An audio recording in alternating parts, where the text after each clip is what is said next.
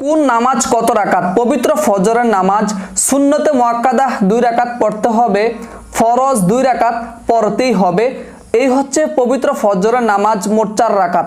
অতঃপর পবিত্র জোহরের নামাজ সুন্নতে মুআক্কাদা 4 রাকাত পড়তে হবে, ফরজ 4 রাকাত পড়তেই হবে, সুন্নতে মুআক্কাদা 2 রাকাত পড়তে হবে এবং নফল 2 রাকাত পড়লে সওয়াব, না পড়লে গুনাহ নাই। পবিত্র জোহরের নামাজ সর্বমোট 12 রাকাত।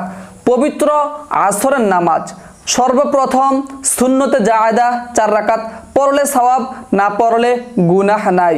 পবিত্র আসরের ফরজ নামাজ হচ্ছে মোট 4 রাকাত, পড়তেই হবে এটা। এই হচ্ছে পবিত্র আসরের নামাজ 8 রাকাত। এখন হচ্ছে পবিত্র মাগরিবের নামাজ মোট কত রাকাত? ফরজ 3 রাকাত পড়তেই হবে, সুন্নতে মুআক্কাদা 2 রাকাত পড়তে হবে।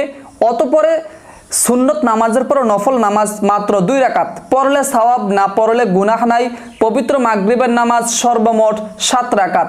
এখন হচ্ছে পবিত্র এশারের নামাজ সুন্নতে জায়েদা 4 রাকাত পড়লে সওয়াব, না পড়লে গুনাহ নাই।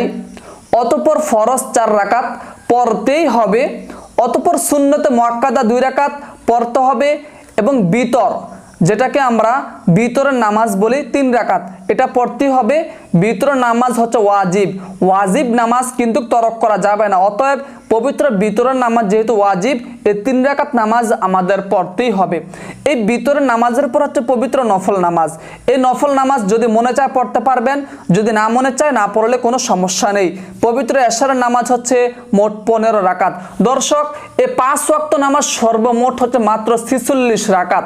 এই 46 রাকাত নামাজের মধ্যে 17 রাকাত ফরজ পড়তেই হবে এবং 12 রাকাত সুন্নত পড়তে হবে। আর বাকি যে 17 রাকাত বাকি রয়েছে সেটা হচ্ছে সুন্নতে জায়েদা ও নফল, পড়লে সওয়াব, না পড়লে গুনাহ নাই।